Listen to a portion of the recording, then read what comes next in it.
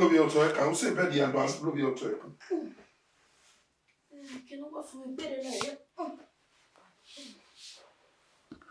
Mommy, you might like it. I don't just like it at all. Where on the man him and no makina? You say bed you don't love your toy. Why are you doing this to me?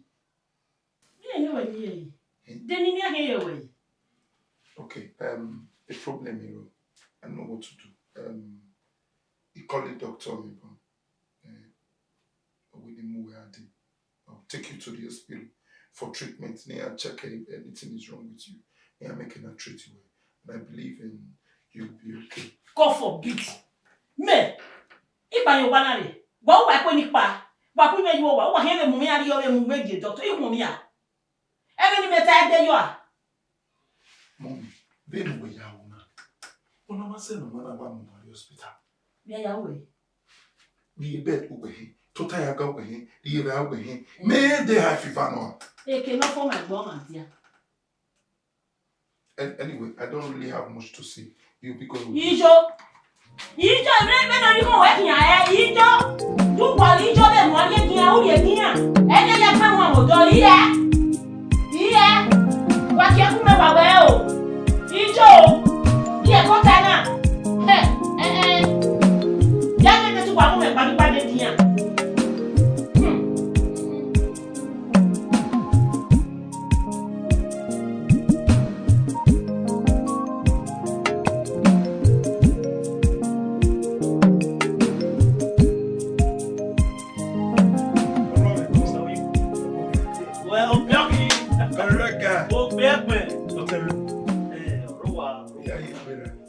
She's okay, right?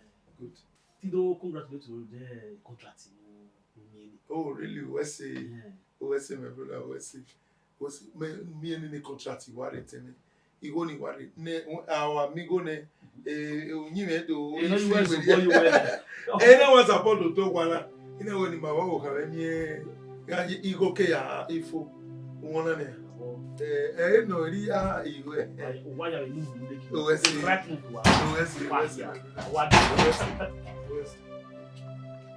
Oni.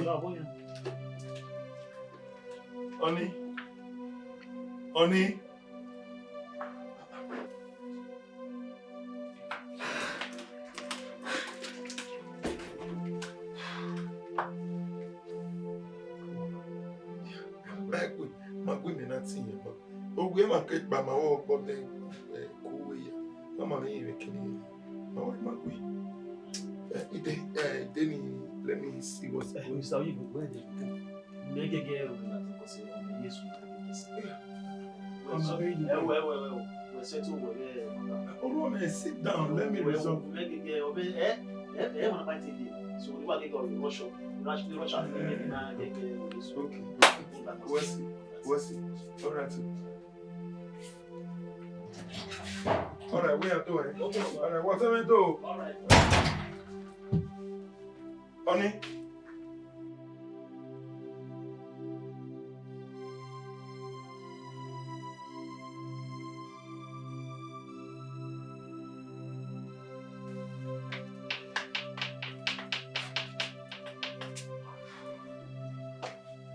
Honey, what's happening now?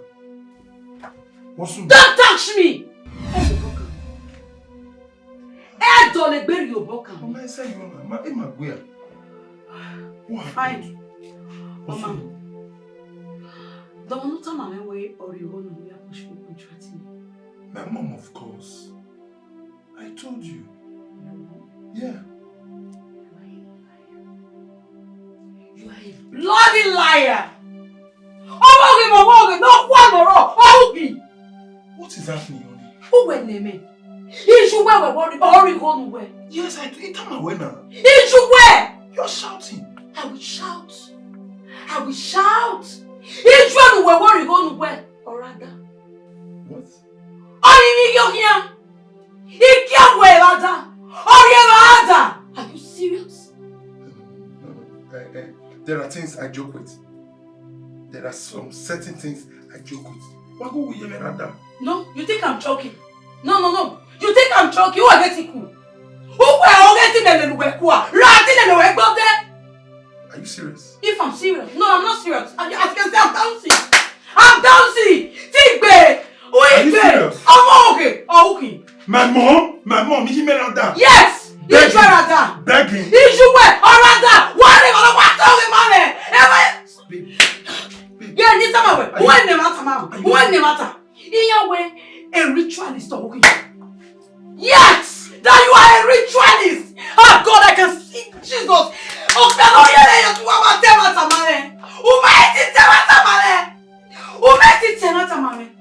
so you are a ritualist. God, I'm scared. Oh, where are you?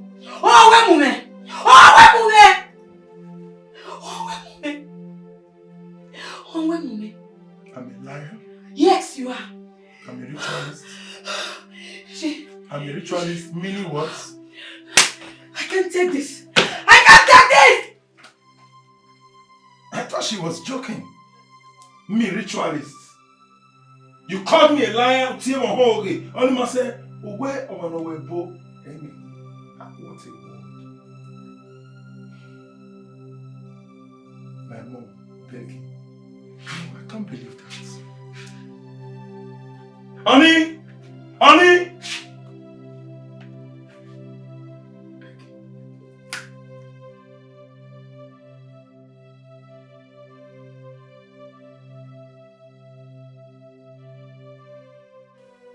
Baby, what's the name of your jail?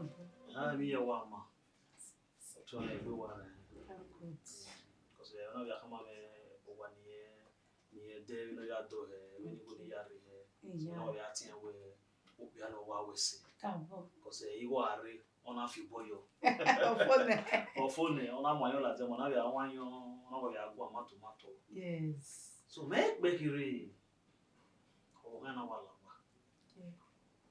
Oh, my two man. No, what you want, gear that for me, gear, no one. Ah, my name, what's your way? Dear Baba, yes, we out. So, one of your tears, Rami. My money. Yeah, why, we where, okay, by the way, we have so he is surprised the whole Maggie. You might be too many. I'm not too well. Maybe to a book here, or maybe when you. Oh, some did they hear you? What soon already on you? But we not tell me where was away. Yeah, vast to be, that's it done. Because all we are here, you have 1 year, and I have my way.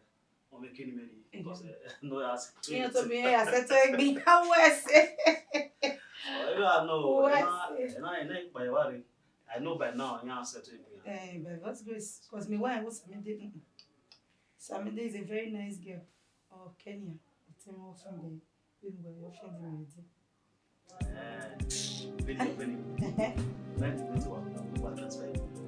Yo, baby, love, baby, just sign up the love.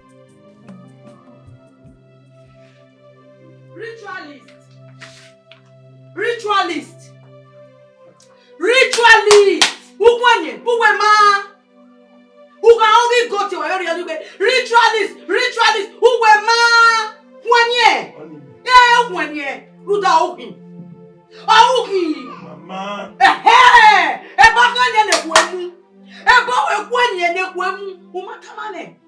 Umatamane we ritualist ki be so kuma be ni me je. Isagime eluwe. Isagime eluwe. We mi me ya we ritual we na.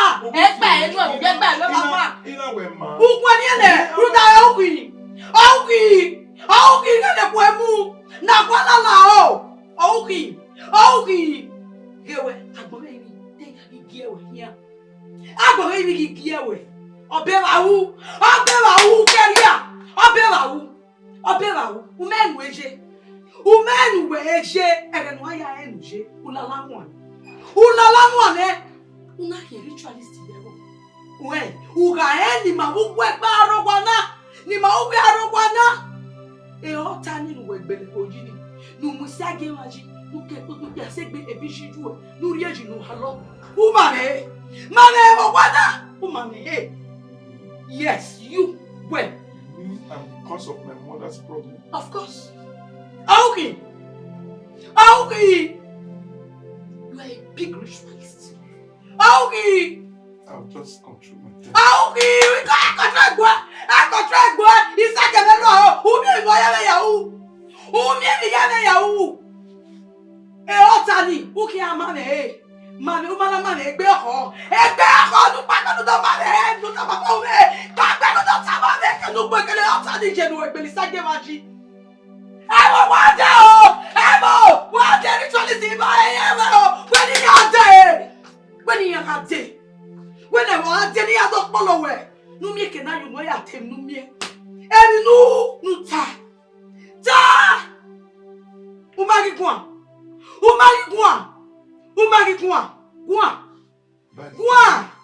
the time you now discover I'm not a ritualist, can you pay for all this energy? I can pay. Do it now. Do it. I want to discover it.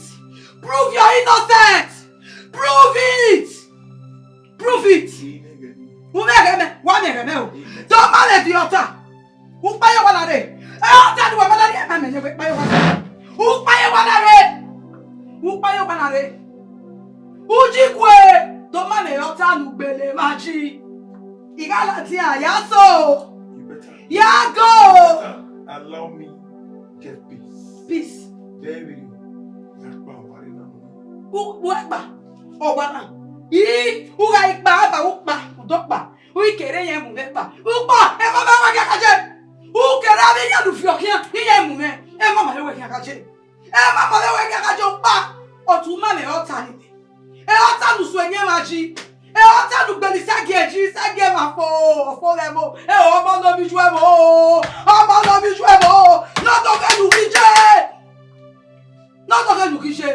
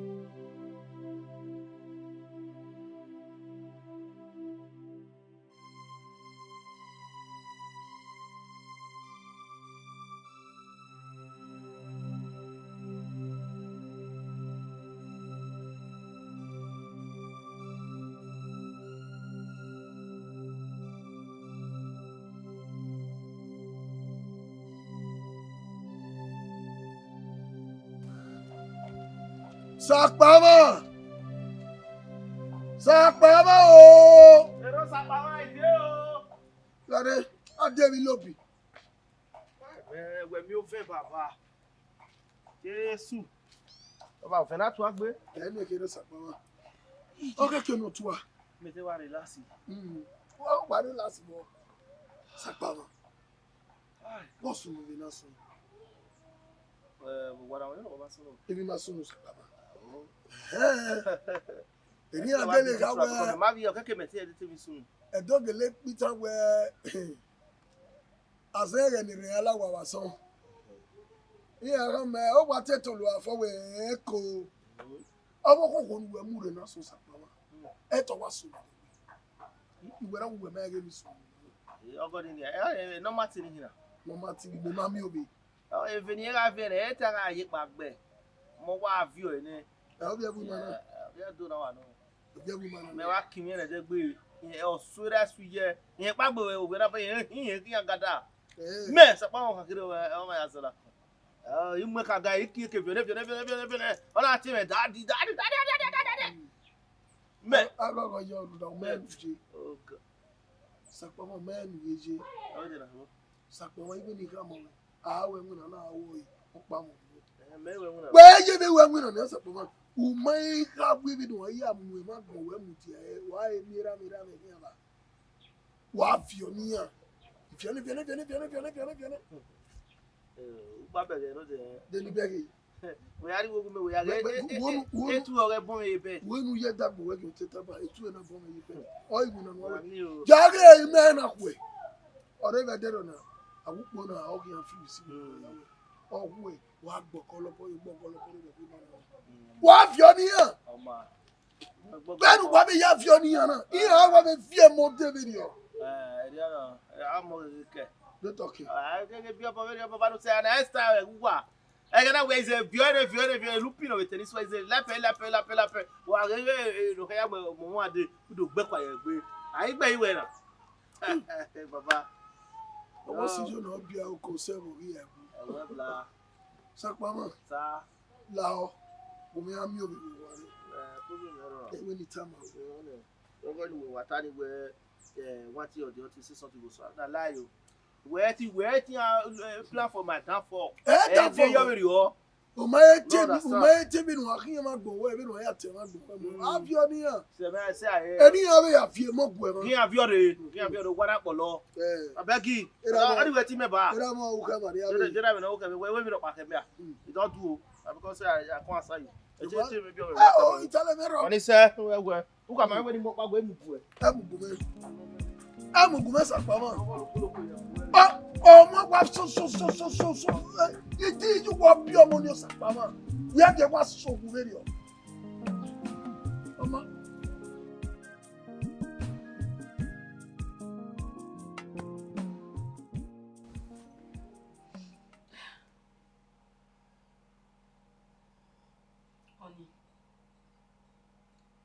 Honey. Yeah. Iyo salubu awutasi. Ya ime. Hete gba kan ya ime ni bo wana. Ra hete gbe ma we kan ya agbin na. Video. You've come again. Madam. Tamiwe. Ni yare na. Imare do gbina. Imare do rubewe. Imare do lewe mu ani. Lawo onunya mi. Te wa tamame. Tamame kinu na mi we kini go na lare. Ruda no we tabi me me yi bege. No ya explain a web ti na ma na oje. Nani. We here tite na tamame me.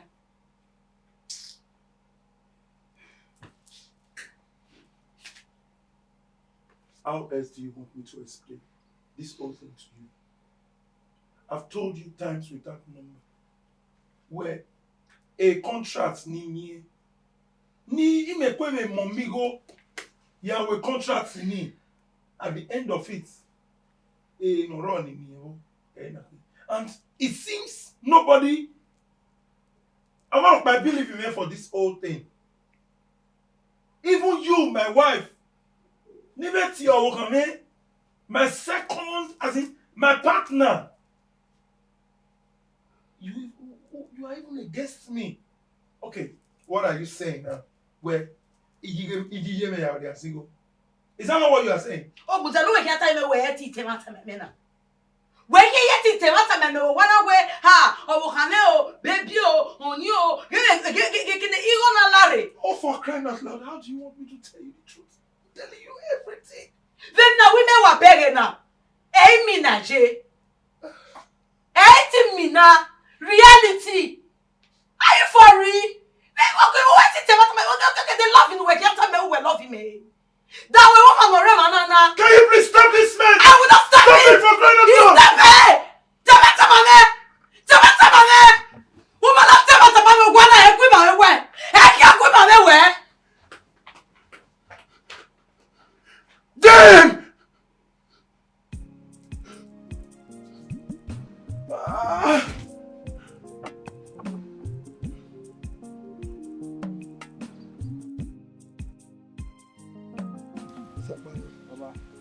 Sakpama. Baba. Èmi kí á ná wẹ̀ yìí náà. Òun ní wọn tàbí lọ́wọ́. Mẹ́ka tó rí mọ́ wẹ̀. Sakpama, ujere we yìí náà kàmú ẹwọ́ bí yẹ kárí ìhó mi. Ìhó náà ọgbọ̀n mẹ́ di gáì. Káàdì náà pẹ́. Sakpama. Bí na wàgbọ́n ní ìhó ní ìgá ìrì lóde. Ìmàmí ẹ̀ iná ti wú aṣọ wà náà kò tẹ̀lé àmì rẹ̀. Sakpama, bọ́ọ̀wù ìhó ni àríyẹ. Sakpama, ìwé àrí ìhó ni ìríyẹ yẹ bá ní Sakpama. Bá dẹ̀ kú, má yẹ rí àkàmọ̀ ọ̀rẹ́ dọ̀rọ̀. Mo wá ti kẹ̀ mo rí ẹ̀. Wọ́n rí ìhó ni. Wọ́n yà wù Sakpama. Wọ́n mi gbọ́ ẹ̀wọ̀ wá náà. Wọ́n àwọn àmì lórí ọ̀ wọ́n yà sẹ́tọ̀ iṣu so. Iṣu èso. Lọ́dún kọ́sẹ̀ police case wọ́n yà sẹ́tọ̀ ẹ̀. Wọ́n mẹ́ dọ́pàdé mọ́ òkú pọ̀ pàdé ìwà ìwà náà. Èyí wà mẹ́rin ẹ̀rẹ̀ mi yà bí ẹ̀rẹ̀ gbé ni. Igo ni ma wíyẹn fi ọ wíyẹn gidi ọ̀rẹ́ wọ́n bọ́ dín yẹn gbì. Òwe mi ni yà kìíní wíyẹn dédé setting. In fact, bẹ̀rẹ̀ bẹ̀rẹ̀ yourself. Bẹ́ẹ̀ni gbẹ́ yíya yí ẹ̀pẹ́ máa dé yọ. Ẹ̀mí yà láwùwẹ̀ náà. Mi náà gẹ̀ mọ̀ ní o. But my attract my father. Mẹ sọ wa wẹ̀ má bẹ̀ ariwo wa. Ẹ̀mí yà wà mú fẹ́kẹ̀rẹ̀ wọ̀ náà wà rí ní náà wẹ̀. Lọ́yà sẹ́tọ̀. Yà sẹ́tọ̀ payment ọ̀rẹ́. Lọ́yà gbá ọ̀rẹ́ gbẹ̀. I'll give you share, don't worry. Yà mú náà yà rí ìwé mọ̀. Olóyìnbó pa máa wọ báyìí ọmọ yẹn yé gbìyànjú gbọ́fẹ̀ ló ẹ̀ tó. Sakpama gbégbá àrí mèwó mègbé gbogbo jẹjẹ àwọn ebìẹ̀bìẹ̀ bank. Baba wà á rí gbàmá mi màrá yẹn náà wọ́n náà kí mi bẹ̀ kíkù náà wà á kí wọ́n máa ń gbé sọ́dọ̀ àfihàn bọ̀ ọ̀nà mi jẹ́ wọ́n yà lóye kó ibẹ̀ ká rúdà wẹ̀ ẹ̀gẹ̀ náà yà rẹ̀ wẹ̀ ẹ̀gẹ̀ náà kíkù náà yà lù ẹ̀kún ọmọ lù ẹ̀ ẹ̀dọ́ bẹ́ẹ̀ jẹ́ wọ́n 80 years 90 years yẹn wọ́n yà lóye kó. Èyí yẹn náà bẹ wúlò mi ò tẹ́. Mẹ́wọ́n mi àṣẹ 80 years ní mẹ́rí mi interest yẹn wẹ̀. I'll give you your money. Nobody join you. Come say, "Oh, former war." I don't understand. Sakpama. You gotta go anywhere. Who got you home, man? Take it ni no we born where Igbomara we uja adu. Ibe ho. Right by no ga ro gwa ma kon we. No na ya de ba obi. Ibe ho. Sakpama wa ye ne wo. Ibe su se yi. Iga ya we bie bank. Ma ya we bie bank. Me pa yi no na. I admire your talk. Na do mi abi ko nu fi o me na ya la ku nu e. Sagbe. He may come where he may worry here for life. Now if I get money now anytime you go to me expecting another life but I'll give you your money. You go on and we want tell him if I get money we better not Sakpama. Sakpama you go nu we if you go want nu we na get money then we abo. No ya mi tell me na ma we na. Dana mi ito se we say adokra mo we obi ju enekere ge onu na we the odo mo no si me gbe no bi okan omo so we we so do yin do gbe na we de igba gbefu I will try you don't try this can't talk with that one because I collect 5,000 for your money no one with bana way you go dey get yan we maybe e ya fere no be 5,000 I take give you guy me take buy me sit to yourself okay how you we akwin no pa we o ne get how we akwin no pa we o ma gba bu ekun we o where you 5,000 in 1 million Becky we want we hook up when again you better where yes here person price 20,000 then come dey come over one not be your duty say aware o remember so man we need go buy missing any girl we are so me mamu me here ni na ba shawo ni ni na bu manu ire bu manu ni ihe ga uwe where ihe ga uwe mi ga okwo me awugwe bi na uwe ji melelugwe lawa o dewo why by where our here now you tell the hammer I guess that don't worry I go when we tell them man need ya me so nwe o mare me gbe ya Becky like tell ogbe o mare me gbe ba no ruto ija bo iro edokpa to se gwe se awe obi ju onya wa bo ya motugbo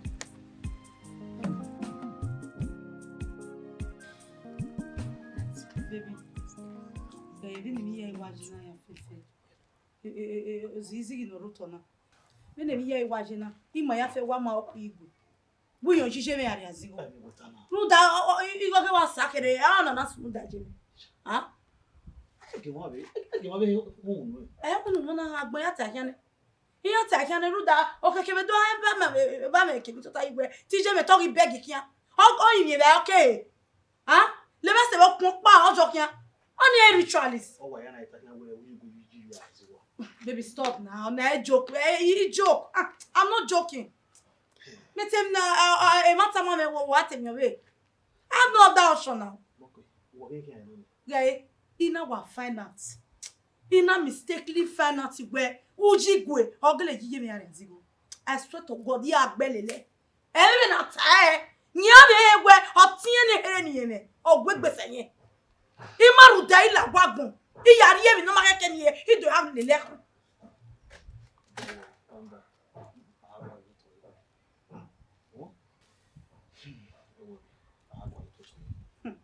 Honey, I just pray. Ruda okwoni osusele ni magbe. Ori o jale ni magbe. Ovi o pe eti do yije me ari asigo. For what? Eti sunu. Honey, esunu.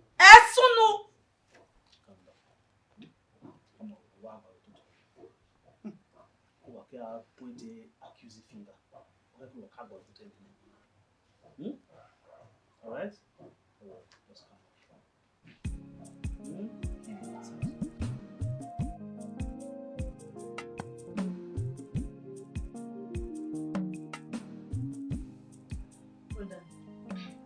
If no you say na we dey na. Ima ya gwaleji. Ruda man mo wasi a street we. E no ho e hia man ya. Never say ba.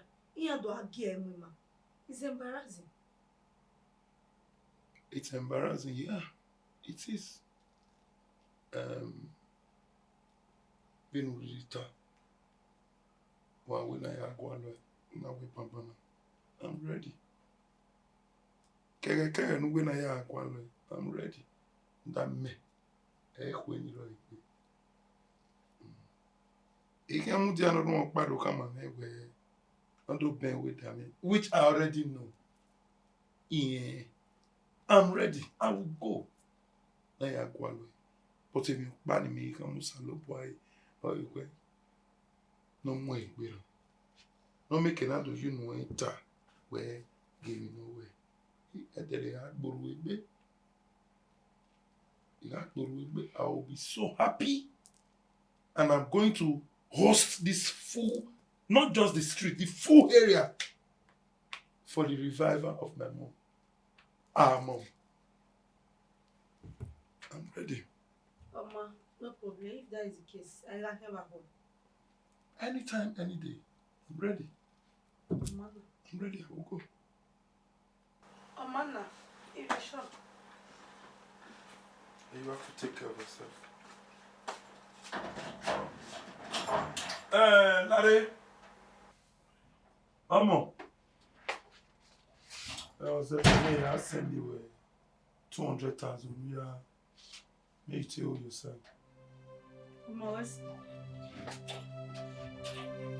It's like everybody's suspecting me for this whole predicament. I don't just know.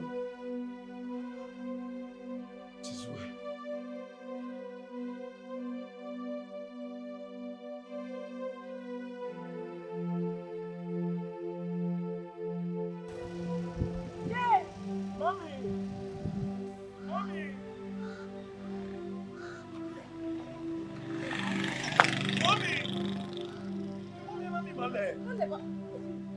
Mommy!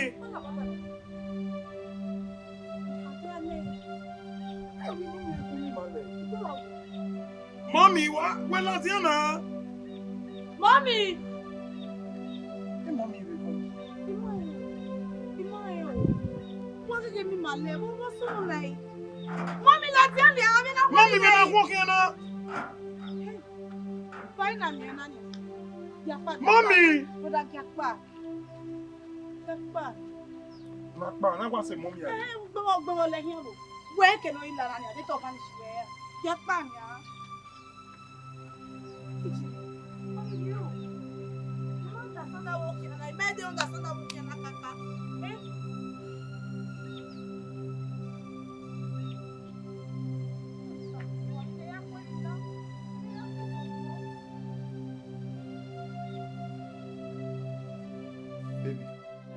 Okwenwe nema keka mame we inya mije me mo beg o imi go kin imajaji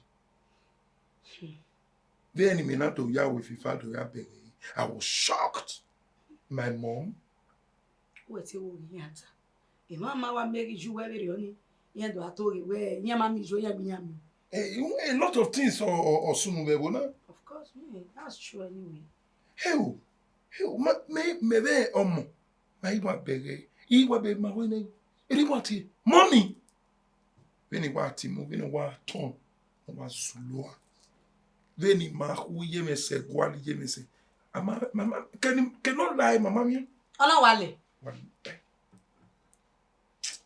Iwa re mo na remember the soto. Remember the soto because say Iwa na mo ye. Eni ni wa na mo wa do aye ni na. Odo akpa mo ti. Eni o e.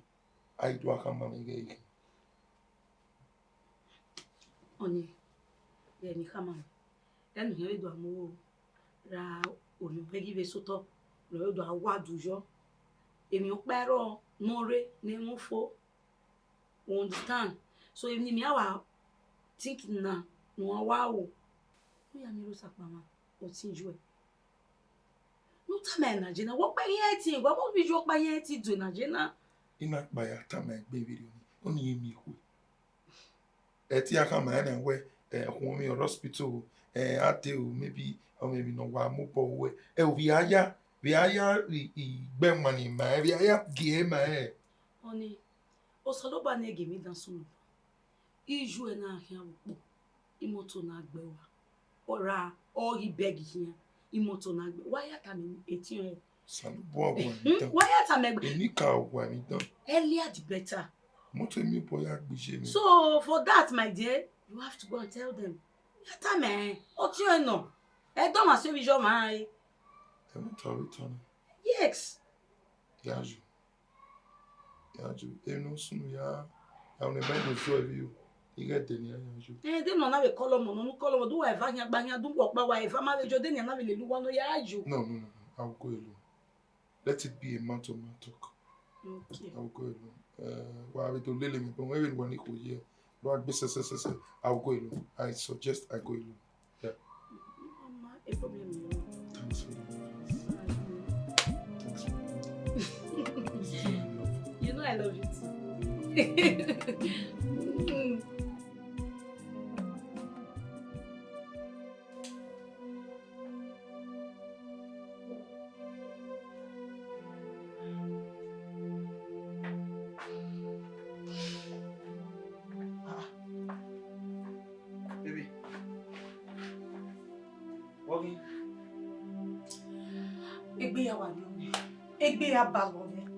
Oh, me. Just imagine what they ban. Ina tu je me na fi go boda me. Ina ti e ni yo mo we na ri se ni ma gba ti o wa. E je me fi go bo me, je me ma le lo me. O ma le me. Hell. Say, àwọn gbonu ni bu e. Dem no ni o ye ne. Ona yi mi ata si go. Àwọn gbonu ye. Àwọn gbonu. Bi atama. Who can gather a fat in it? Who can accuse someone? Why the way? What will not do ye? The fat of any equal. The fat of any equal, the evidence of any equal, yet to be where a body language or me, or give you a sign in a way, yes.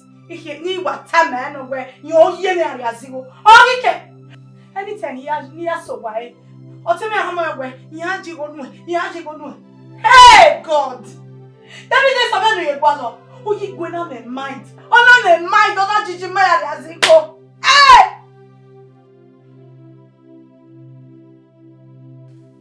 Who you going on my mind? Then you must sell it, must. You going to judge my as it go. On not judge my as it go. Hey!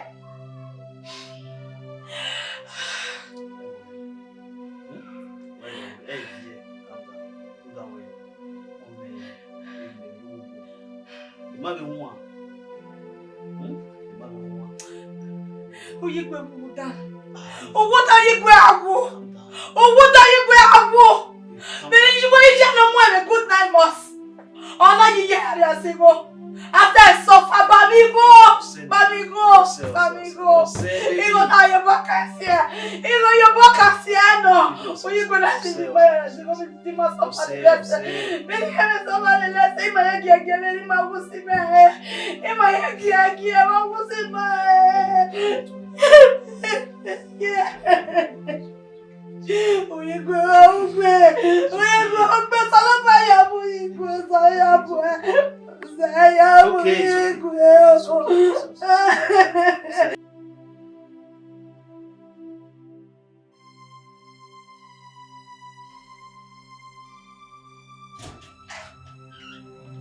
Baby. Honey. Hey, Orene. Okay. Go.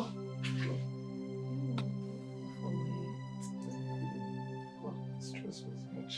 I know. Why here? Umio. Imami owa. Iwa asoso kwa wa yegbe wo mi na. Say why imami. This is bad. I'm confused. I'm just confused. You know what I mean? Someone is just at a peak of happiness and one or two distractions somewhere. I'm just tired. So I go me fun it baby I lad you. Can you not say okay let me get anything and drink and just be somehow reserved by the way. You know? I understand. You understand you and Oma easy. Definitely we umanami we na wa mi we do so we'll keep on trying. Understand? Obviously. That's way now. No, in my way, but just that the stigma of one need no die, don't let you hey you but my mom. No, I will still go, still find time and go and inform him. Uma collect no bag, sis we no bag no bani you wa try no collect no bag with me. Epa de phone gia. So near pan where I have his number. No tie. Maybe I read the phone now. You have found someone or have you been no bavero no lo no hiam. O get you wa jodo stress egbo e now. I believe next time you me. Okay. Cool. Prepare. Let me just. But before that, let me bring cool jukes for you. All right. Okay, darling. That's my darling. He did. She always gives me joy, but joy is not full. Baby. Yes.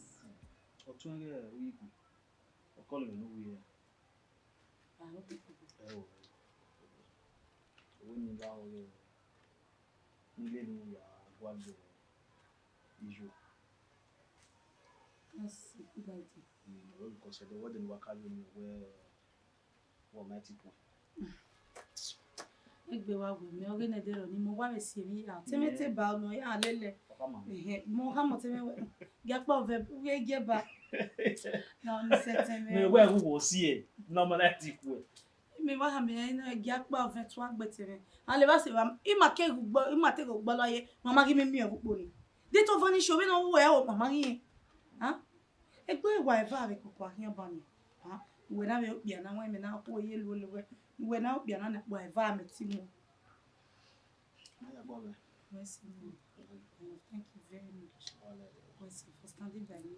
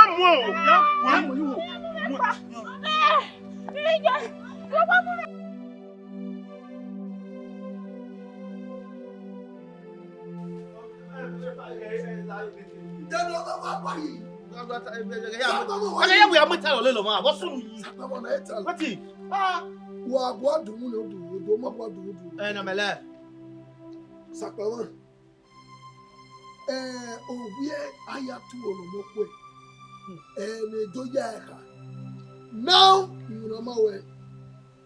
Mo we gbé da e mo mu da mo gogo. Mo kokko e. Iro mo ri ya mu na ni polubulo. Iya ni ofo. Wo wa ni sawe bo. Rie ni mo we no ri e dunu ya we mu na ni. O wa na nu gbe ba ja o ko na. Mu e ye ki. O ta gbe. O we ni rupo ni ya we mu na we do. We mu na we do ke do no ma se gbe na. Say ya fe no gba we ya hiora o wa gbon na we bo. That's how we were. But they go women are wagging. Many glory man at the bass of the one almost so good. I beg you, forget that. Oh, where can you get a boy? More big with blocking. Who fake? I'm with block. Do I know this stuff? If we know what to tell you about Seki, I'm about to tell you where I buy. If you go on Omaha, where we were what I do, I'm where I keep. Who try? I tell you, who work on all didn't know what? Who work on all didn't know what? Well, if you're my way. But I get a where I'm where I keep. No, I'm going to get anywhere, and you do it. Then you know. Anywhere where you are, you go well, you be winner. Or Honvelle, I didn't know. Yakama, where I don't know where I can go by it. Oh, I go back. I'll trust you, eh? If you watch me like my Kayasa, I said, what, or you can't get it, you put tire. They tell me, say, Sapama, Yawana. They even walk, can we are. Let me say, not know how to carry. Who's got talk without everything go away. If you a boss in Eladia, I said, only when I go away. Tell me what you boss where mommy boss were even with your boss where you have your boss, me proud of you.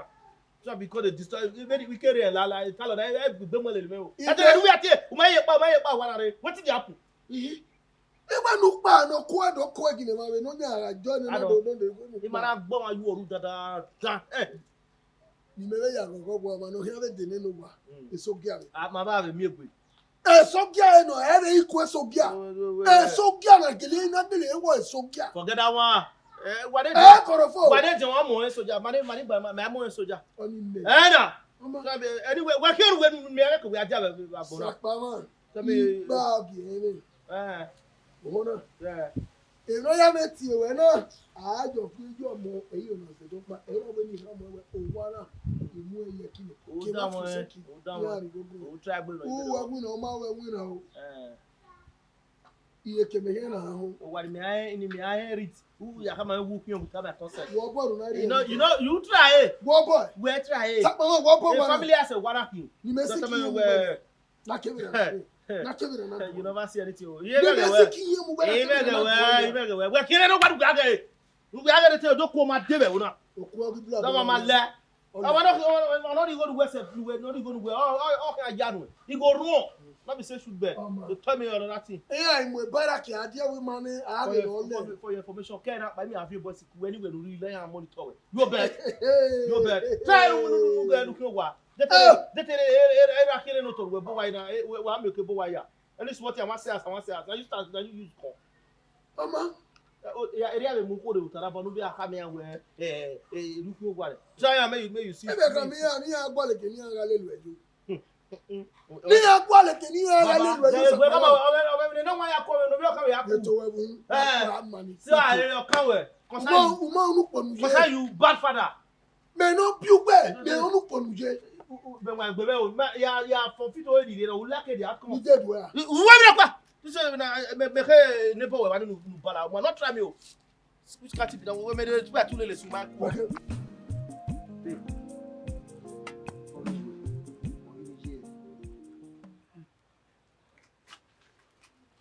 the thing is frustrating everybody. So, I will be John a woman, or this one, this very one, oh, woman, totally. I mean, your bad Maria Nigerian. There is nothing no one where Israel and Hinu one and Israel appreciate every Yama will appreciate it.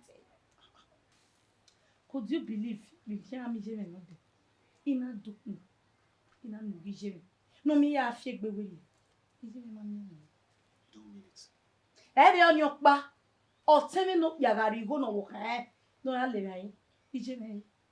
Or Gadi hold neck back by Israel. What was your name? Imae. Me make any image marry. It's strange. Very, very strange. Here what? Ije abiomo. Omo we biomo. Abiomo mo biomo. Ije me kokima wane. Ege be send my ya bije me ya.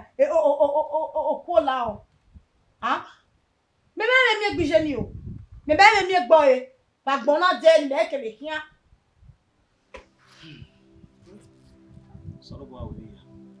Iye go sabo awe.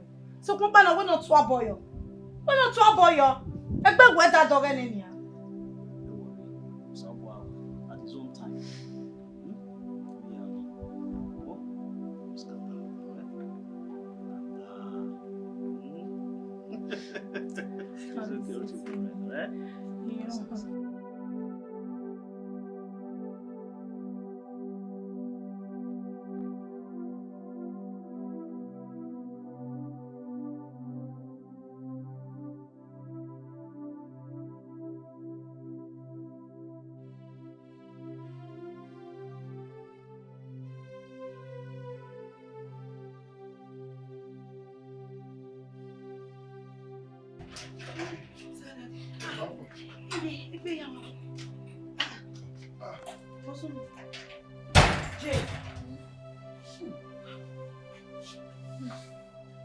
Jay. Mommy, what can you? Oma. Only boa. Only boa. Why am I not getting told? Woman, I love you. If we go on and love you, who is for me, woman? I got him, man, love you. I love you. They told me you live in the bank. It be how. Don't need a guy here.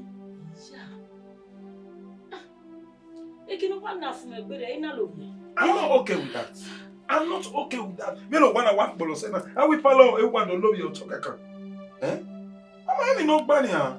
Jay, man, they understand you way. I will go my babo oriwo. Oh no, oriwo. Agaro to tayaga. You can easily lie down here. Mommy. Back go to talk.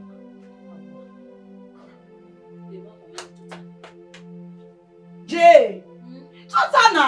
You will tota yaga. E can no for my brother wa tota ji.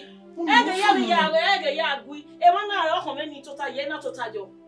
Mommy, I want to sun her. Oh, I have a young way. Oh, my video. Oh, my video was sent here. Mommy, back go to talk. Uwaru wa mase no we don she. Uwaru wa. Ebe di ru owo we ko lo be o relax yi ba ni. O ino bi are nu wa. O tu aye be lo jeji. Wa ko lo be yo to lo be ye be di na. Ino ni lo be ye be di. Mommy, me understand. You didn't want that. But I control my. Why can't you make me Latin? But don't make you go, man. Huh? Mommy, who do you buy to the yaki? Why now na ki home? You need buy. Why can't you make Latin? Near him, here. Imani, I go out of time. Oh, what am I only made out? I can't get you right. Oh, we met. Oh, you were. Je ti me offend ubia. Oh, we were offended ubia. Hey, dem no so no na wo nu apa wa pa. Egbe ya ni. Wa gun me pa yo pa na re. Just let her be. Okay, we no pa. You go nowhere. Okay, total. Okay, no pa. You marry boy. Go get me water to drink. Umani oboyo ri awa aro me no ro ko matia. Ku wa ko do ku meju ogba. Ah? Wa do ku meju ogba imana. Ogba ma. Wa ku mi ade ma. I no be a bedi. I to ta ye be aga wa. Wa me gbe pa yo gba le gba gbe he. Mommy, can you have a problem with your Orunya and Lawa? Or Totayaga? Orunya do ba me ma. Who are you? Wa ke ku me ni latin. Wa ke ku me ni pa. You only me, no, mommy, only me. Ni no pa. Emi no pa no. Wa se ni enu wa ku me pa. Iye ti, emi no kan we ma no kan me. Mommy, me no be okay. Iye. Ima ka go yu me. Who will he one in the year? Ima one no we. Wa ku me akia.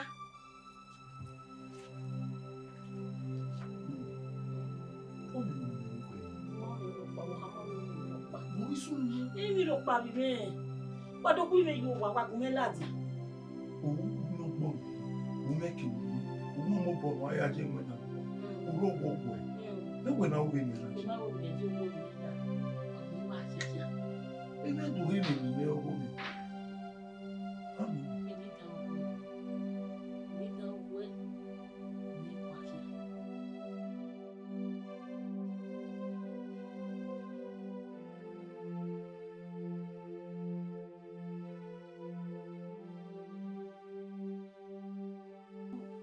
Wakie kume pa manare. O je be na homina. Ha? E je be na hinai. Ha? E broda yi gwe mego. Meto bi me be ya. Wana anu ye kwemu ma na. De kwe no ni. De kwe no ni ko wala ku me ju opa. Ni do ku yu gwe ma. Wakie kume wona gbe me ye ya de la ni ye.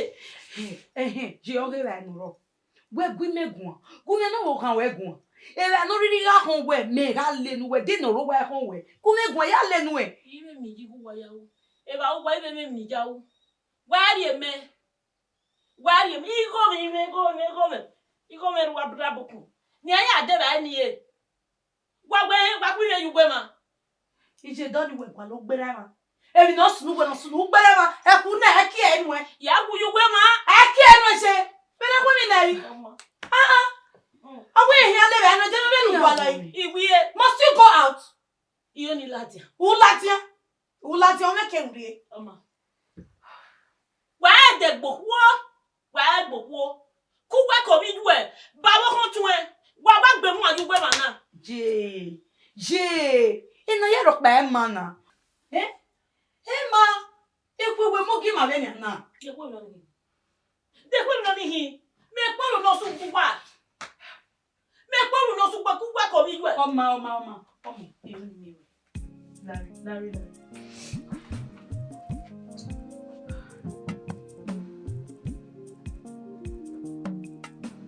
Wa no me gbe. Wa no pa ku me ku yu gbe ma ne pe oku kwa.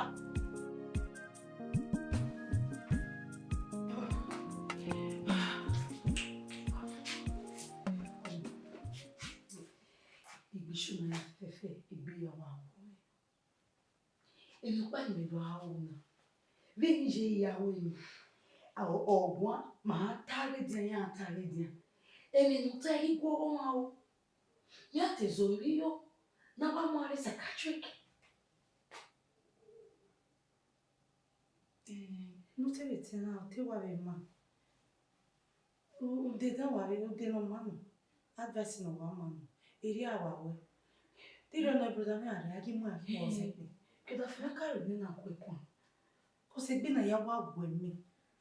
Me me de ni je me su no je na. E lo ka o. Oh, boy, you know one. No.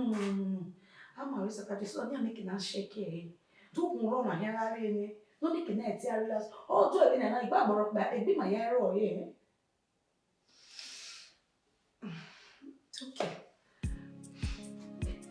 Yeah, we are maybe we will call you.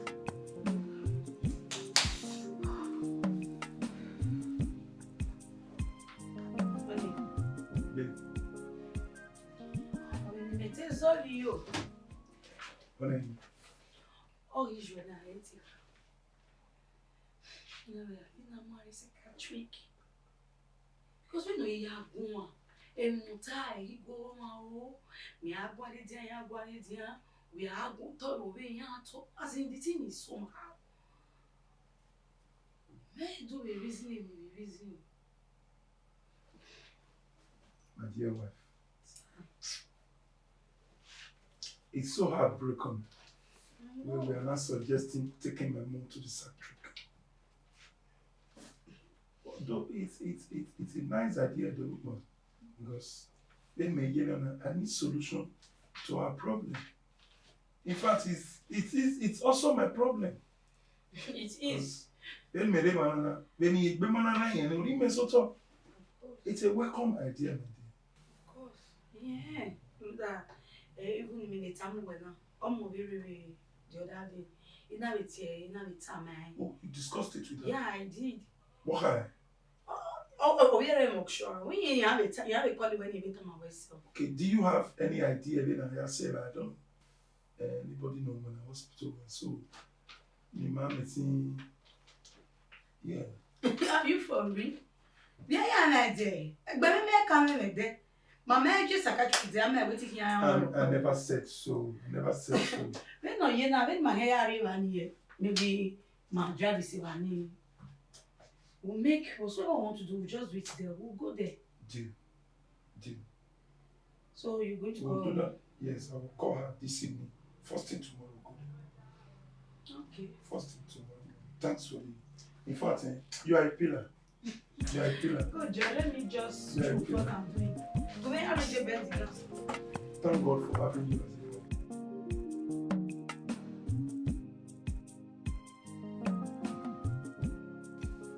I mean, so you have to put it into consideration. There, brother. When you eat why you mogo or why you was. Eh? Tia why you was a ruda, no ya unania. I see no reason where you go no couple wedding. Hell no, you. And you didn't go at the hell no. Ruda say on your bunny, eh? Hell ni and she go well. Kimekaya, me a very good at ya. How we hear I am how we no, as the own you a bunny. Only my said, that team. No matter when you know really Ejimano. So, my mama made a macati. Oh, my son, why are you, mommy and Senna? Brother, ni me yeta me yeta. Ni me yeta me yeta. Unyi mo ke na oga say no. Will you shut up your mouth? Shut up your mouth! I'm even telling you to keep quiet. Why you tower where mommy and Senna? Oh, mommy, I call it on to you and you'll be happy. Put an answer to that. Amma, where do you think you are going to? Amma, you working out on me? Anyway, you better come and let's not go living here away. No sense. I'm a wedding. I'm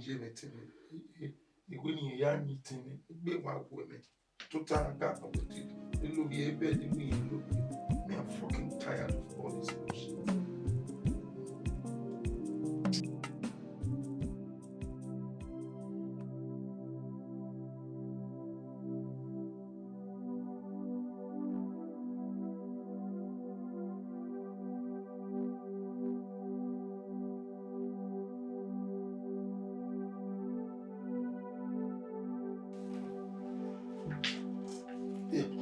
Mommy, when I love your toy, can you say Betty and I love your toy?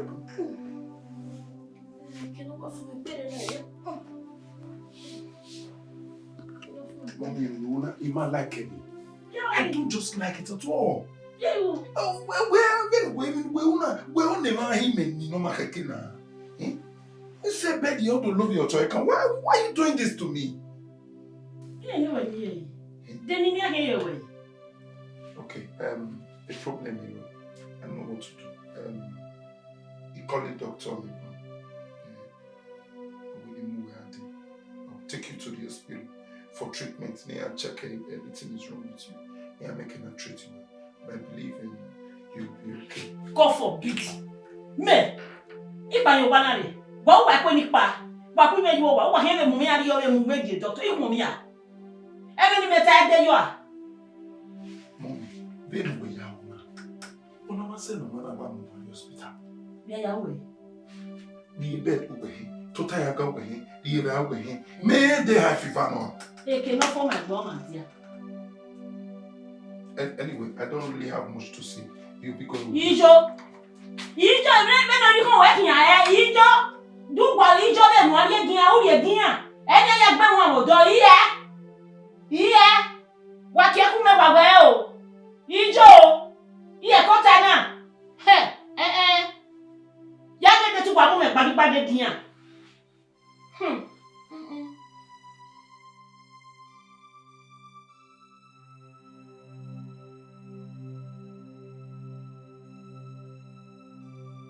Yo.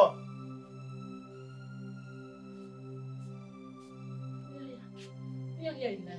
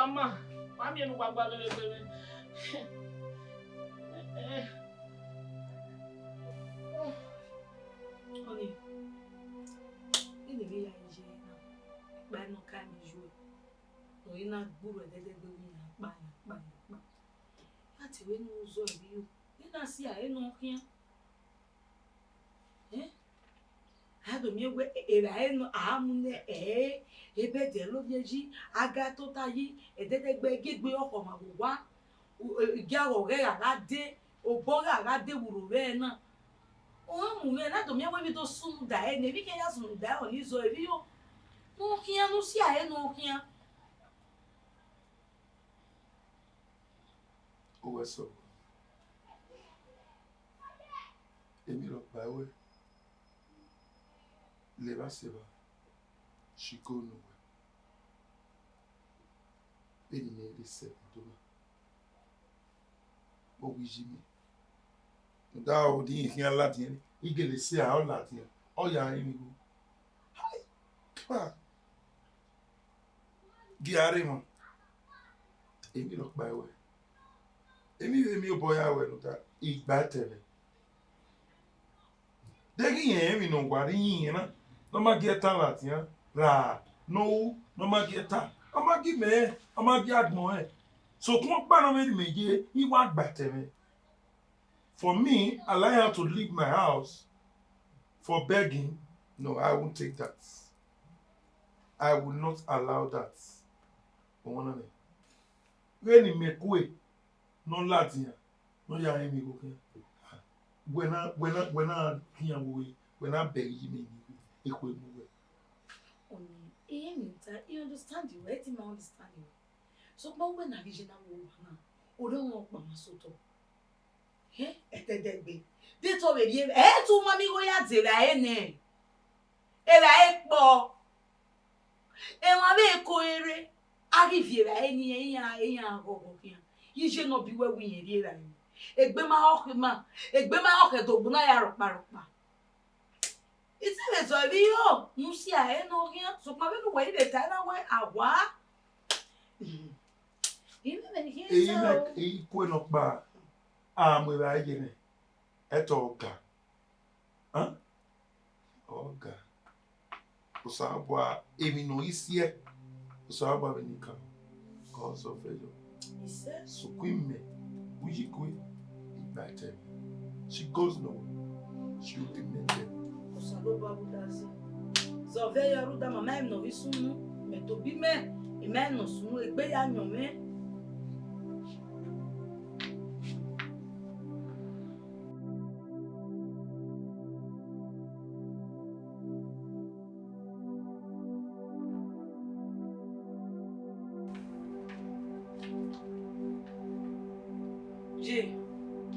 Koi.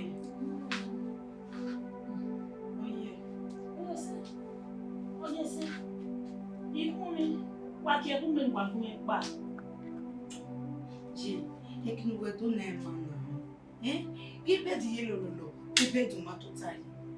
O totai o to. Ma. Je, o no ni we jo na ebi asuwe. Gumi ya vi mo bere ni kina we no change. O mo lore no mo sire ya fu eba ni. You change.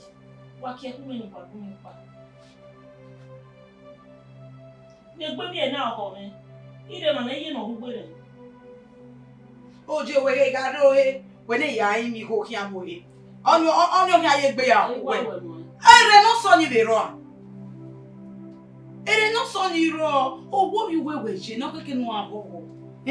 Abi je me so. Iya mi we ibinya me ko. Iya ga sila gbode yin ga silu mo je gbe yin ga sile mi ya mo se. Me no understand owo we na je inu jo. Okuna ya wi ane na gumi ya vi mo bere no change. Okay oma. Gumi fi mo re no change. Ya kiro no are kinu bi.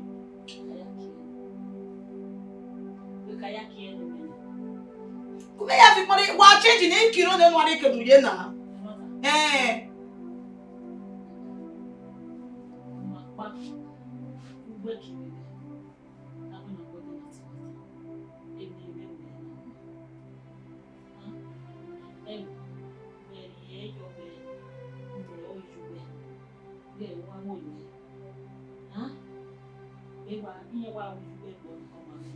Je, iji meti we pe be nyana. Ije no bi me, ti yagbon lu me be nyana be we yagbon lu bi we na. Je la wo we so fe yan na, o so fe yan. O do ko me vie, mu ge o mo ga le yu le re o lo pupe. Uri e be, u to ta yo be beti, u we ro, u po pa ka o wa ro we kun. Be no bi we me go se. E me vo so lo ba ya wewe. Iyan se ye, de mi o be nu gwa lo.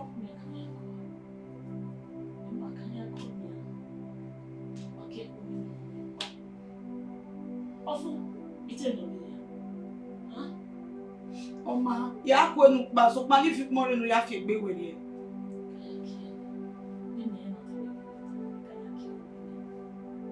O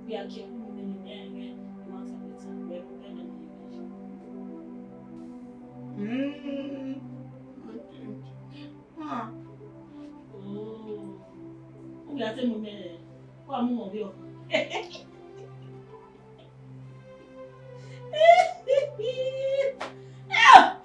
Biaka mako 1 2 3 5 imi wa gbe o gbe le ne mo ki o ma ki yi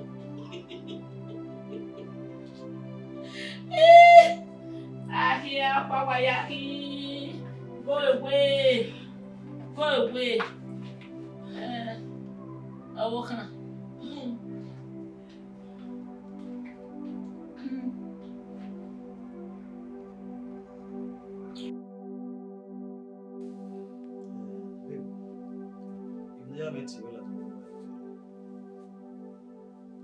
Now with the condition here, you now. I'm too much you. It is very you were they nana gwale Mosapan or Namwari Choshima. I will Leruna or the my invited pastor at you are not to Leru. Maybe It's not a bad idea. Brother, the whole thing is tired or you be woman. Like seriously. Warionane owe hen. Wawonane owe hen. Well we bedi owe el. Tota yaga owe el. I'm fed up already.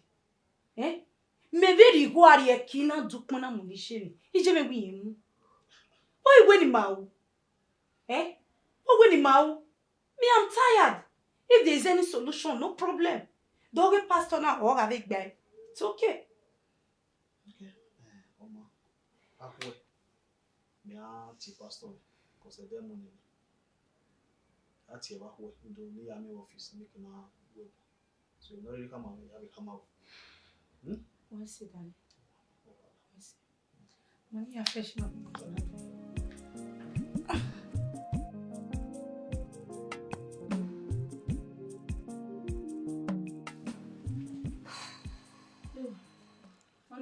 yeah. You know, You eat me one go. Why here then? So about was you past money. Okay. So where we are you. So I see. We are meanwhile where now we fasting and prayer. Okay, just that. Now we 3 days fasting and prayer. Okay. Then the last day, I had new home we work 20 Kenyaji. Okay, then you work brother. We brought away. So meanwhile, I have the new development. No? You are quite a while, sir. Yeah, how man? No. What's What's My Come on, yeah. Don't know your suggestion, Harry. I got it. What a boy, ma. You are a good. What a boy. Who make you para me? Where the Hey, I'm out. Did you like what?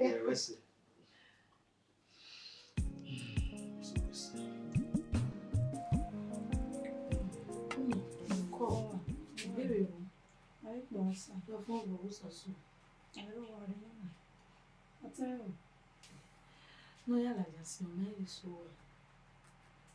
Okay. Come on. You know, boy, I very well. Mama, one, pastor. So, I can't be massive really good, my away. That's fascinating. So, okay, I may say, when I think I'm good anyway, okay, kill me, very particularly fascinating. Of course. So, my hero one. If no soon, you are remeta me. You are going to be Maggie. And I am my imagine. Eh? Or Baron of Hoyenagina. Ruda Ijina Ijamoya. No. You understand? So, Yami, war, ya worry at a man. Every manana. Eh, but for Mary Manana, baby, Yana, who got time, who won't to women of Jay. Well, the Thomas of we are. Here you go. Ah, that's very nice, eh? I'm not feeling married. Or we're not calling me. So that I'm making a say dates now, so the first night prayer. Oh, my problem is wrong. Yeah, maybe we are going to me. I call him Mene Kinji. Me what a man who saw. No, more reward. Call. Ekivebo. I will manage yes, I will say. Call. Yeah, a man one is who I say yes. Call.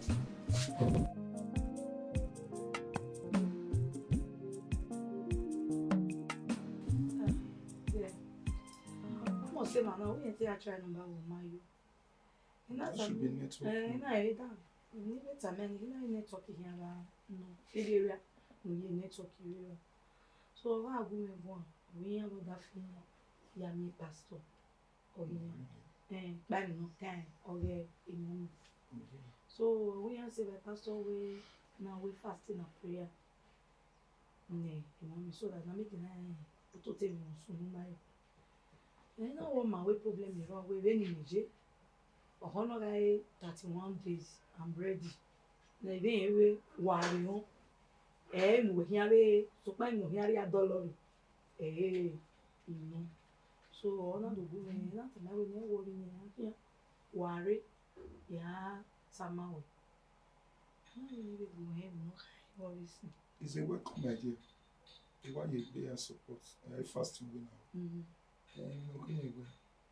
Kenemi ya na duna no nana make na we la mi eni kwa nda me ga kin we ta ipen we ile li mi understand so kon pa no akwa ya mi pa tije mi ya wa ya kan me ya gen we give me so go on give na everything say understand no yeah thanks for your okay, I about that phone here Mama television so why they appreciate it in my life my only a problem it's a welcome idea. It's a welcome idea. Just I mean que do parent they ma make na Ido come call them they ma fit set it.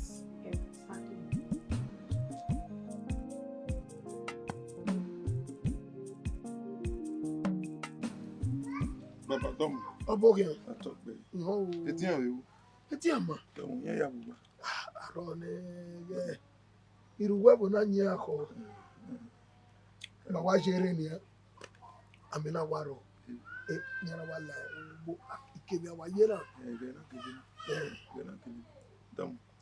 Baba iwe ni do imi ewe. Ba emi jemi. Otun. Wọ́n sún mi dájú. We are naming away. Mopowa when the so compano even no yanni. I didn't need to tell my we are one naming away in one mopo wedding. Egimita. So compano Ijemi ba. Me now home will out there where Ijemi go here. Ode. I mean, many of your telling who Giagwa Kawakame, Manat. I can get Jimmy, Yam with Jimmy, Nam. Oveso wana mi. Tota yaga. Owehe. Ototo or totayi. Ama uga ni very yene. Baby a bed no whatever family size. Ebie otobiye.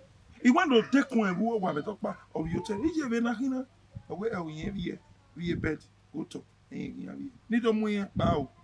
I make yan gbin yan wa. E ko paro ni my line yo paro ni my ejo bokan. One ya said be fasting. I Pastor Veta man when you were fasting.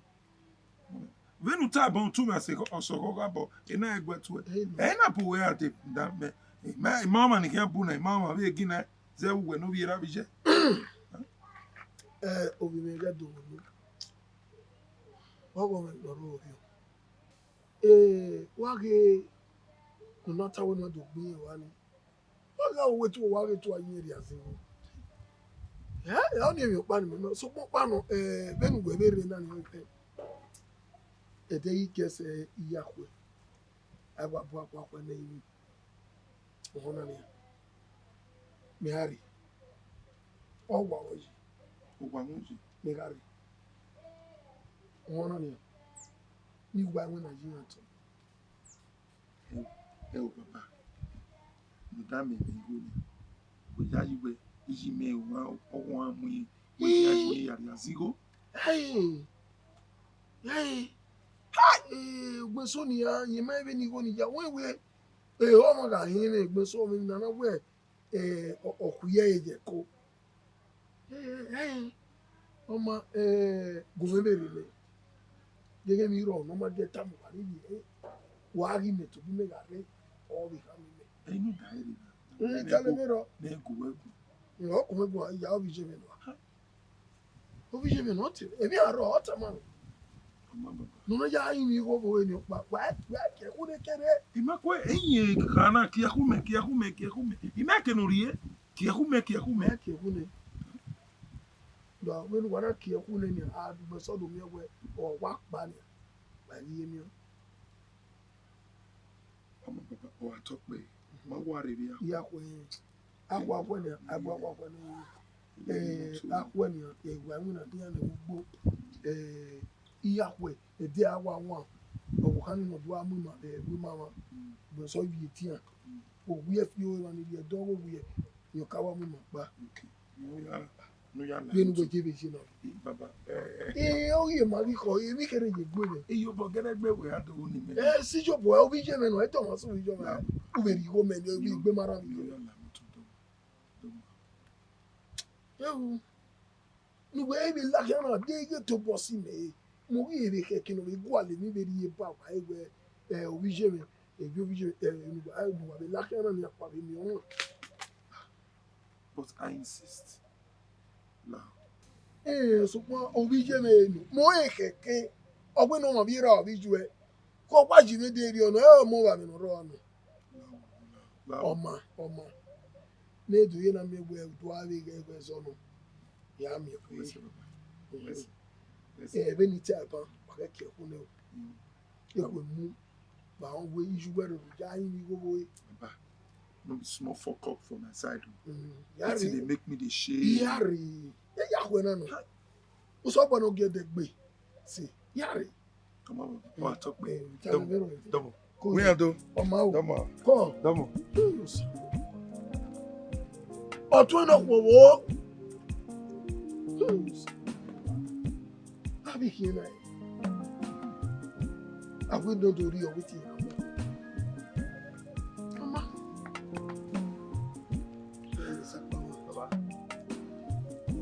Okay, what about? Oku e wo yo tell say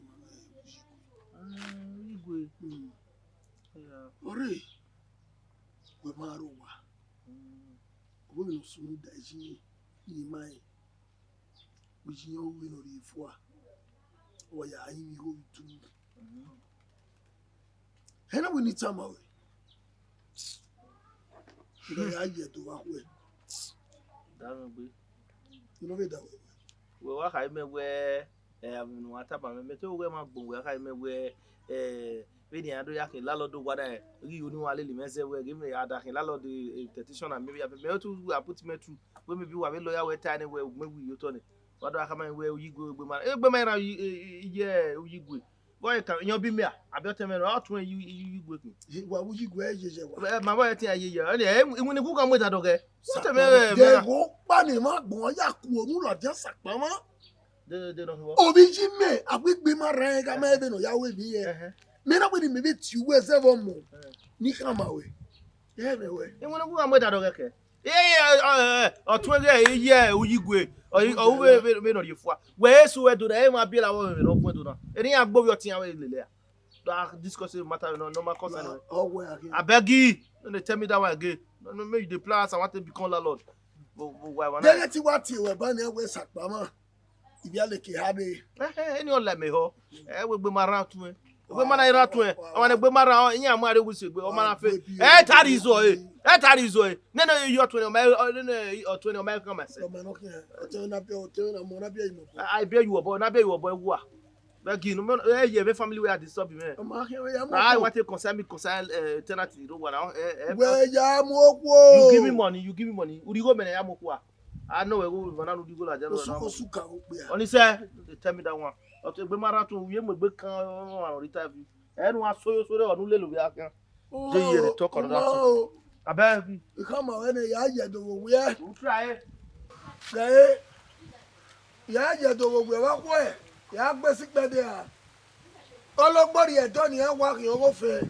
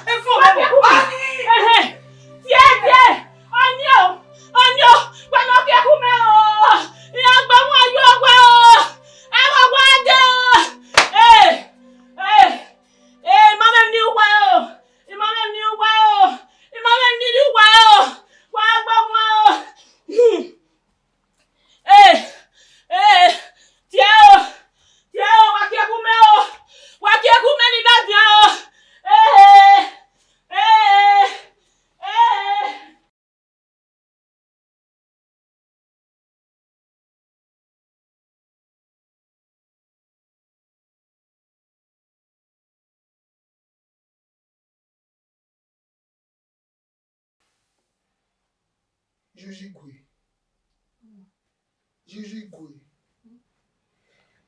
Egbe na ya we me. I will not to real with you here. Huh? I think woman is a football of your eve. Utowa, Asiki Kiri. Oma te bia able to one of our evil. Only that bone. What would better you want give it your name? What was soon not the your panel was soon? Iro pa sunu. Baby Jena. Juji Gui, Ohi. in knocking. Oma Gabaka way. Uma will be good. Vision of one. I don't know, so you're right. Yahoo, where they make one. They already know the area. Then in the other way, a year cono. So, maybe anywhere, if you know with Tana, wherever Tana went, in Europe by soon.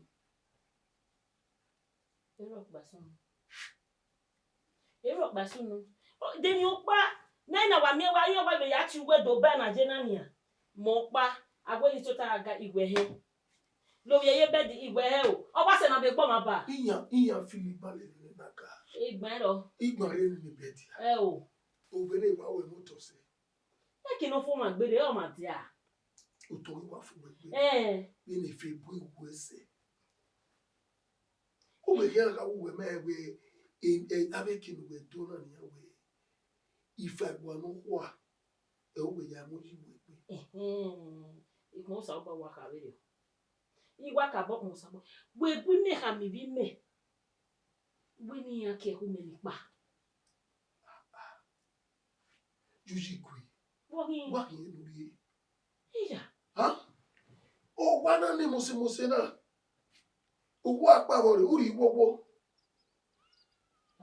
Uwo no mo kanya boya.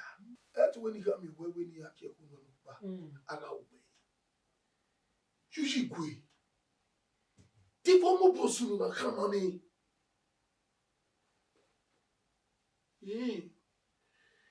Mama, when is it I can go? Let me know him boy. Oh, good bata, working when I ball. Been a me way, or mommy wet time me where, or mommy wet time of each weather. You sure about where we'll come and see bed. What if you never hear they do tea me? Yeah, they come here where you know we can't wait, or mommy coming. No, my video. My video. Don't you go? Here like be one go wa na ne. Where? They can hear that boy. They are not boy. Huh? Ribe, uri babu, utota yaga, ulo bia yepedi. Ya ke be bi bai. Abo fie nu we bi awu atota yaga wa. Obo ma fie me ya. Mama, aroje. Iruba go na nyi akọ, e no ko we no. Na we no ko o dey. So pare mo kanya bi kana. Iya. Uji Gui. E no sunu na gbogbo gburu no. Mama, igbe woji. Imi paro ni ma yo pokan. Imi paro ni ma yo. Iho gwe me ni. Sukun pano, be na gba ngeri agenchi. Imi ware manana, I'm somehow devastated. Imi pa ni mi ba. No, that's really o mami isimi patama mi. Imi pa no reba if you ma phone agba mi o tere. Me ka mi ju we se we dege ni ro no ma get tam wa ni no tam mi no je. Omi en tamo. O mami en tam o mi wa ma re ni je na. Imi pa no na kiro ni pa. Vogiri ye dekenuri. Uwa ye wo bo basa. Owa agi obota juice Mora ni agi obota juice Baba, agiopo agiosuni. Ini ya ni we no mwemena. Ni na ham je ni we. Mommy we pa pe luto. Di rai. Don le gbeji. Owe ni ki ehun ni pa. Emi ni nu tekenu we ni na. we Ni ya de ba ri on gbin yin ni go ni ya de ba. Be na ipo kwa wo me. we judge we ehia duwe na bia. Wa mo ime mo ari obi judge. Majo, emi o pa ni me mo ni nda me you bo kan ni ya ni. Ero pa no tejo ero. E fasting ni pastor e kan mi mani. E me gi mo Wo wa we fasting and pray.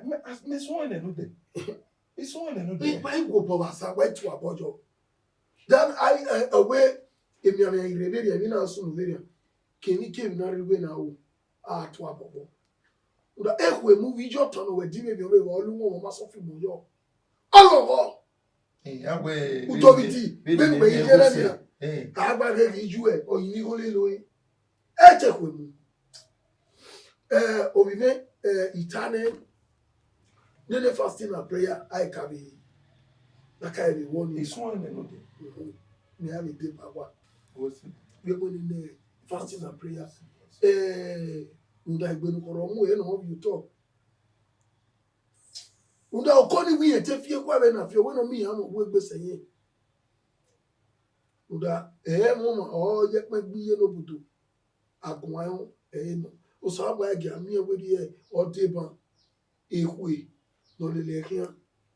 Imareta we ko ye use umoja awa ihe wala na gbore fo to deno Baba we temi ku eni na here ani ego no ora to ka ave mana mo yin atun o ta me no maka ke pon o ta lele me pon ta ne ani ego no ro ni e ko le ni bo wa yi tuna to aye me eni ne ogo me we aye de no ego yi ai ho we pa fie moto gbera ai we ni je bebe mo me ti gba oje ani ego no ro nene fasting and prayer I have your temple Wona ni wona maybe me born that time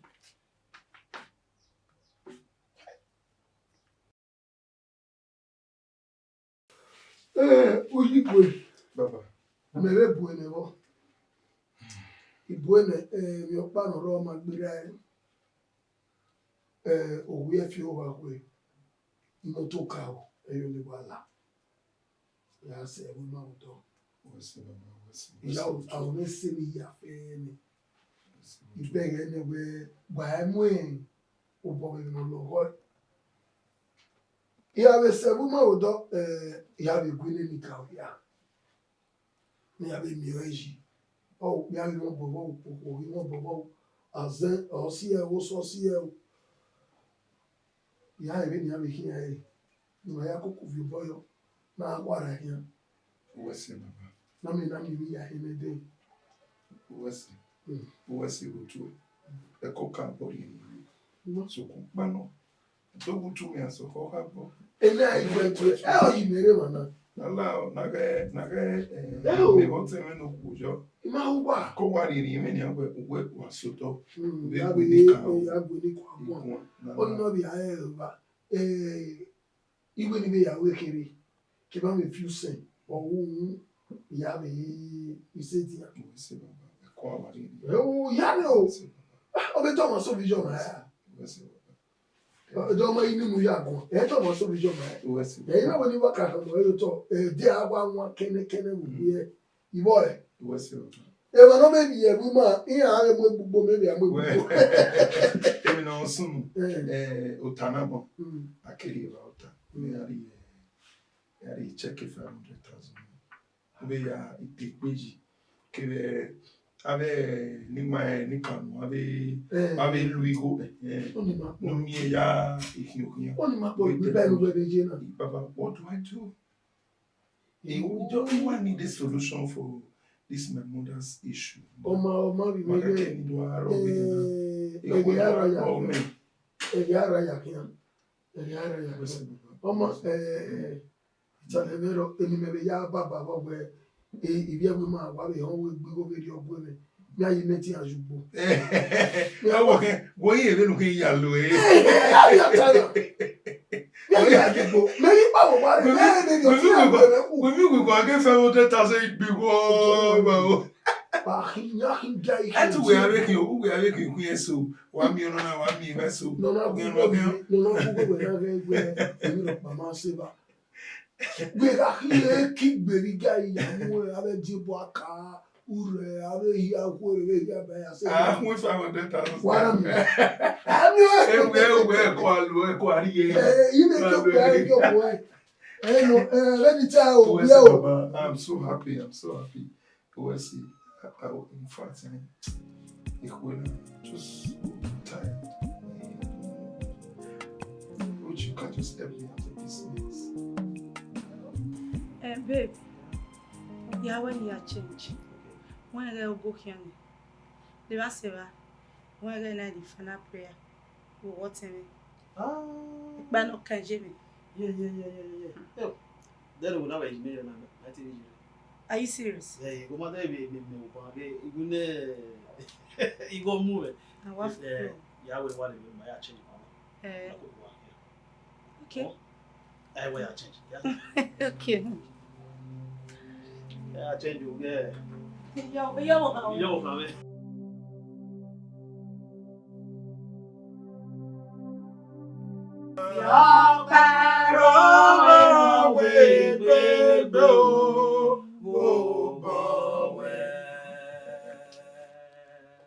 At this moment, we're going to open our mouth and begin to thank God for our lives. Let us begin to thank Him for this very moment, for the fasting so far.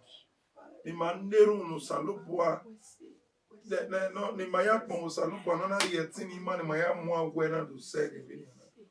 Baba na ni ama kya no salubwa imi o mikina do we ni ma. Oga o ko ima kya we na se na esi mapo, ni mano e na esi mapo. Ogo do an Allah me you ki ma bi ma. In the mighty name of Jesus. Father, in the mighty name of Jesus, I thank and bless you. For there is no like you. Father, I just thank you for a day like this. Father, in the mighty name of Jesus, come and clear my conscience for today. Oh, Father, in the mighty name of Jesus, let the whole world in the mighty name of Jesus, send down the Holy Ghost fire from above, from above, from above, from above,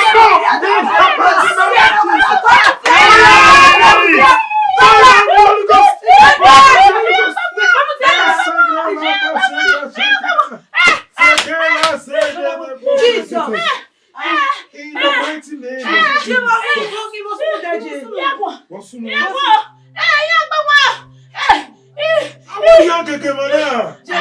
you just praying. Okay.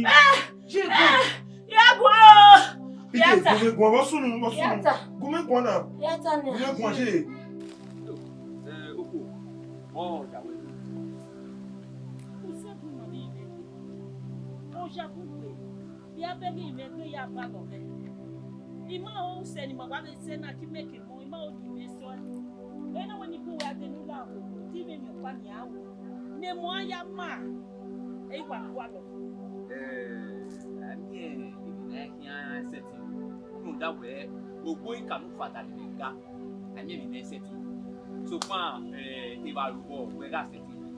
Papa, every when you Yahweh, what's it? Yahweh, Papa, second way. I don't well over pass of boy every day. Papa, yeah. Then I got yeah, Papa. Who get the liquid? They are now backward. Yeah, how? Okay, can I be? Who get the liquid? That is where Papa got me.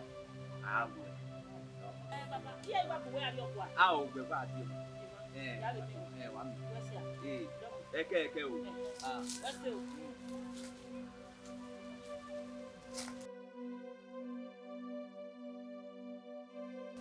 Oku, Obukian. Bokpanya in the Garia Fair, Iguya one, Iguya Vienne. Ogboy canu fada where or Agiaru. Or where I went. If he and he work a lot, ya fair or Galayam. Ah, or work big out here. He give my dear, he got away bow, he can lay him. What's a bopanya? Or we be to walk here. So, ma, a boy can father wear or I lay a bonnet. O Carol. A baking and jolly be your call when you are not way. Oh, give an aurora where you go nigga lying bonnet. Ujobo can go ni. If you need a veggie go need there, Uri a land a can't one. And then I can't one no, if you need a go need there. Can we need a go need there? Do no day I know. I don't know can we come, I don't know loud, a dead yo, a good here by. Here get the leg the berato.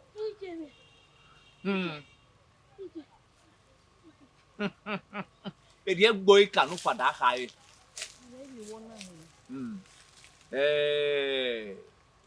Megazo ebi yo we nu dole gbe ga yo wa nu ya o egi du adegu ga setin wa egu ga setin u dole gbe bu mi adi won ebi na we gbe o nu da we ga kwenia ogbo ikanu fada otai ni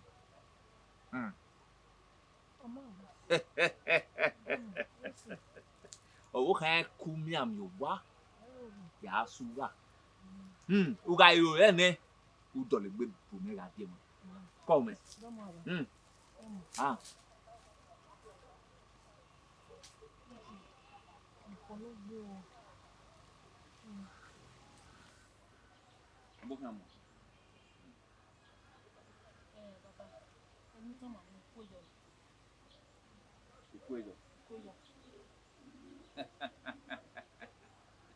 Ogbo ikanu fada aja weza kon hie bi na mi egbe okuejo ni ile be kan ba won pa logo wa pa so bo aye le te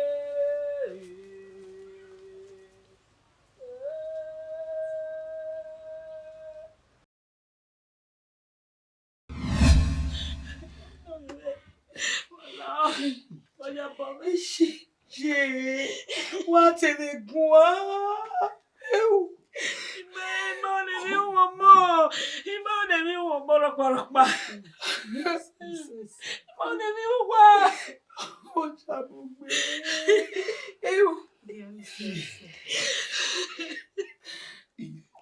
Do you know what you've cost me? Do you know the pain you cost me?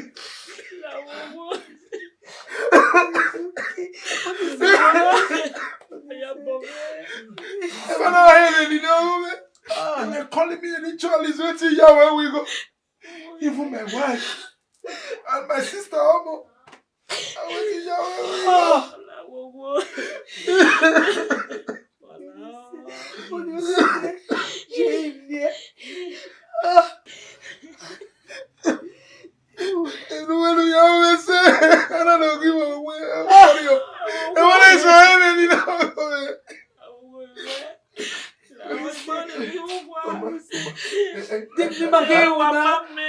I hope you're fine.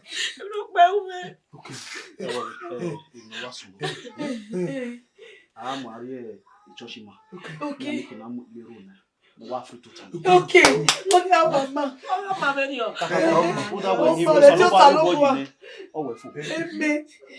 As far as way to when we have my money You'll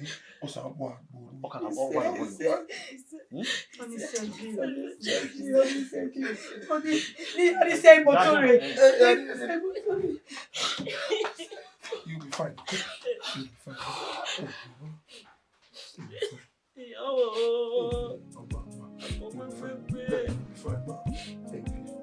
fine.